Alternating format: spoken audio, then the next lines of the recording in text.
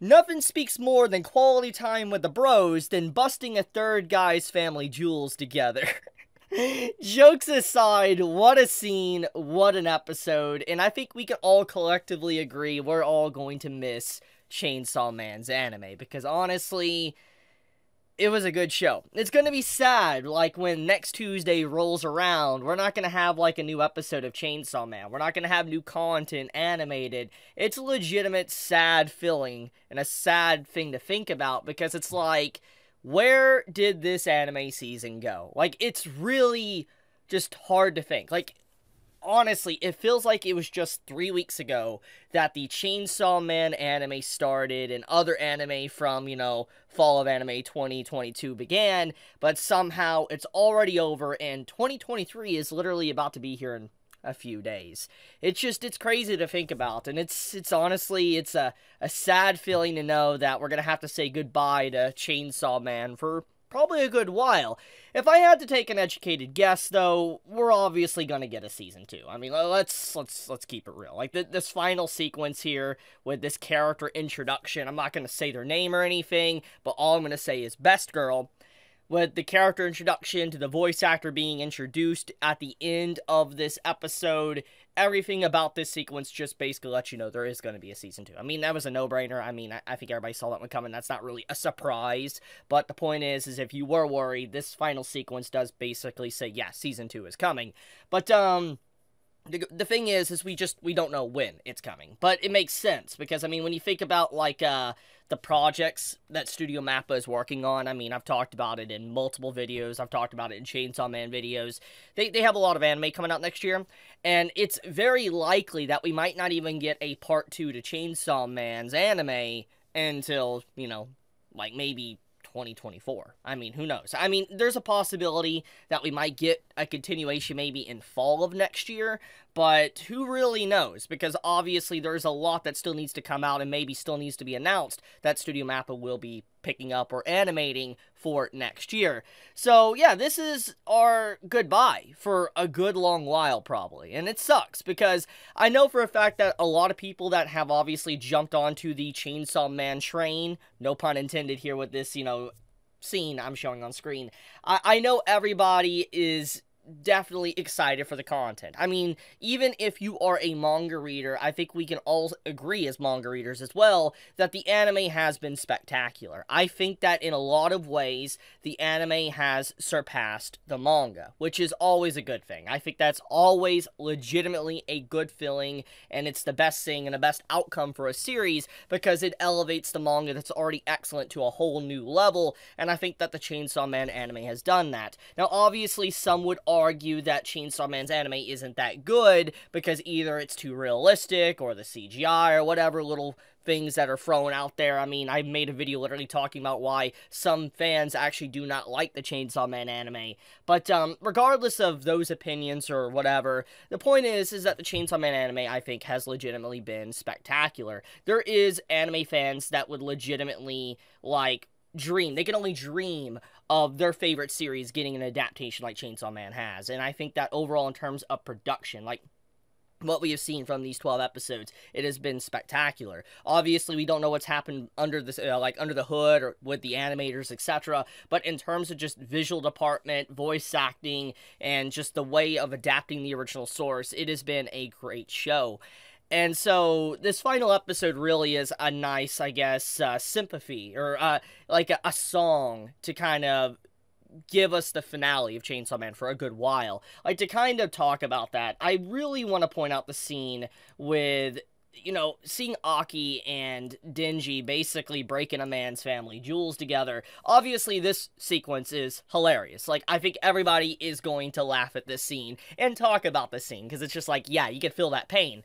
But what makes this scene very interesting, and I think that obviously this is where Fujimoto, the author of Chainsaw Man, really excels as a writer, and you can really see it shine within this anime scene, is that he knows how to mix, like, very dark, I guess, immature humor with serious character building moments. Because Denji as a character, and I've talked about him a lot, is someone that, hasn't experienced a lot. He's very childish. He's, in his own way, he's on a spectrum, I guess we could kind of say.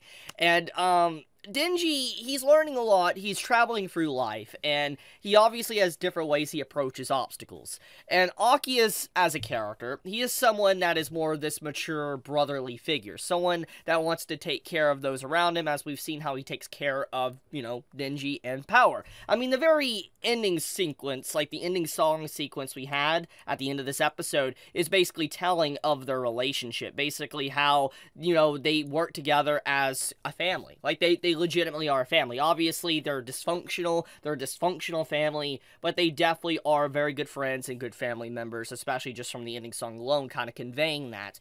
And so when you get the scene where Aki kind of puts aside, like, his serious nature, this stoic nature he has, and always stuck up, and he reads the cigarette that Himeno left him that says, "Easy Revenge," he realizes in that moment that Himeno would definitely want him to kick a man in the family jewels. She would. And he realizes this, and then he goes along with Denji. And I think this is a very interesting moment, because even though Aki, in some shape or form, breaks character, like he breaks his normal mold as a person, it shows growth. It shows the effect that Denji has had on him as a person. Because even though Himeno has helped Aki out and definitely given him a lot to strive for, no one's been able to really push Aki out of that shell until Denji came around. And I think this is a very important sequence to show just how much Aki has changed since the very beginning of the show to episode 12 that we have here. Very beautiful moment. And like I said, this is where you get to see Fujimoto as a writer really excel, because once again, he's able to mix these very funny, immature scenes with just some very serious character growth, and that's exactly what happened here.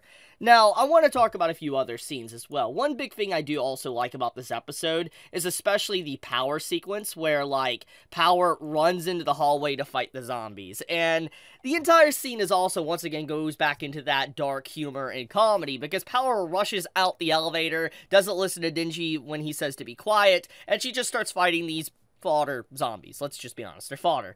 And she's like, "Yeah, look at me, get my back," and all that. You watching this as I do this and all that, and it's hilarious. And Denji doesn't care. He just goes up the elevator, doesn't say a word, and then he just proceeds with his fight with Katana Man. And I think that is legitimately hilarious, because it just shows that Denji, he's just not putting up with Power. He's not. He's just not putting up with it. He's just moving on up. And it's like, if this was, let's say, a harder fight, Power probably would have ran away. But the fact that she fought these zombies just shows that she was confident in her skill to be able to do it alone. There's a lot of funniness there, and it just shows that Power really is just a great character. Now, speaking of Power, there was some character development, actually, we got with her. So in this ending song, by the way, which I think is a really nice ending song, and I'll talk about this more intensely in a minute. Now, speaking of Power, there is this scene right here where she is actually fixing her hair. And this scene is very subtle, very quick in the ending song. And I think a lot of people can easily miss this, but it really says a lot about her character in just this very brief frame. And this entire ending song really does convey that. And I guess this is a good segue to talk about the ending song, but Power as well. So the character development that she received is that she's fixing her hair. And obviously this doesn't seem like anything crazy, but when you take in the fact of what we know of Power's character and what was established already, she doesn't believe in personal hygiene. She doesn't believe in, let's say, taking baths, flushing the toilet, etc. And seeing her legitimately, like, fixing her hair and all that, like she's kind of grooming herself, kind of shows that she is developing personal hygiene, that she is learning how to clean herself, so to speak. And I think that is legitimately interesting. It's a very interesting little scene to show she is developing slowly but surely. And there's a lot of little sequences in this. Like I said, you get to see Aki more of a friendly guy. He's very, like, unstoic. Like, he just acts more, I guess, relaxed. And Power as well, the way she reacts to the situation and how she's able to be around vegetables as well, not sling them to a wall. Everything about this sequence is very beautiful, just to show this character bonding of these three. And I think that scenes like this that really give a lot to the characters that you don't normally get to see. And that's something I want to talk about. The thing is that obviously when it comes to stories, shonen stories, a lot of people read these stories for the action. That's the truth. Let's just keep it real. Let's not try to kid ourselves. A lot of people that read these stories care about the action. They care about, let's say, Chainsaw Man versus Katana Man. They like that stuff. But the thing is that with these little softer, calmer moments, these tranquil moments of characters just hanging out, having a laugh together.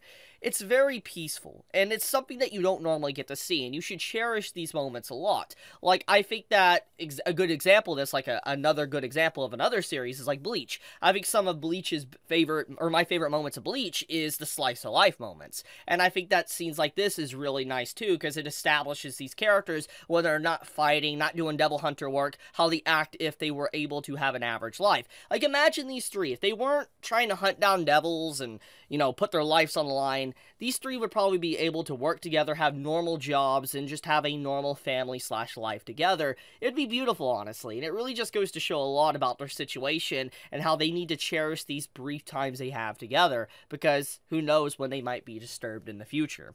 So, I don't know, I think that legitimately this episode is really good, and this ending song is excellent, because even though it isn't as flashy as the other ending songs we have gotten from Chainsaw Man so far, I think that this is a very nice ending song to really just show the growth of the characters, and that Denji really is living the life that he always wanted.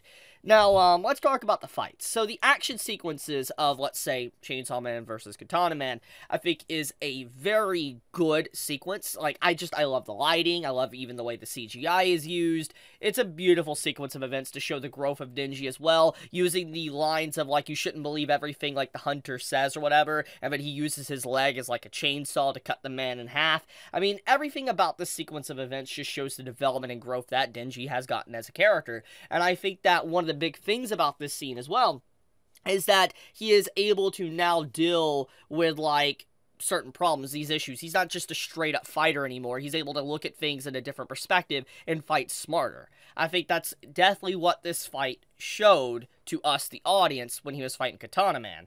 Now, another thing I do want to mention as well is that Kobeni got absolutely traumatized. So, like, we kind of find out, like, Makima reports and talks about, like, you know, like, the snake and all that, like, the girl that was using the snake. Apparently, she died. She had a contract, she just straight died, and you see briefly, like, Kobeni, she, like, freaks out, like, she legitimately gets scared, and it's, like, it's honestly funny, because the poor girl literally gets traumatized continuously. Like, legitimately, she's always getting traumatized in this show. And I feel bad for her. I legitimately do, because it's like, she's there, obviously, to get a pay raise, and she's shown a lot of growth, but then something like that happens in front of her, and she does that little squill. It's just like, oh my goodness, the poor girl can never catch a break. But, yeah. Overall, though, Chainsaw Man, was it good? Yeah. It was. It was good. It was very, very good. I really liked this anime. I know there's some out there would disagree and say this is like a mid-anime. I know there's people that say that. I like it. I really like the Chainsaw Man anime. Putting aside everybody else's opinion or their hype or whatever, I liked it. That's all. That's all I want. So, I guess I'll leave it at that. Thank you so much for watching. Hopefully you guys stick around and watch more of my content. But I do appreciate all of you out there that have watched my videos up to this very point. Thank you so much. Be safe. Stay healthy. Chibi out.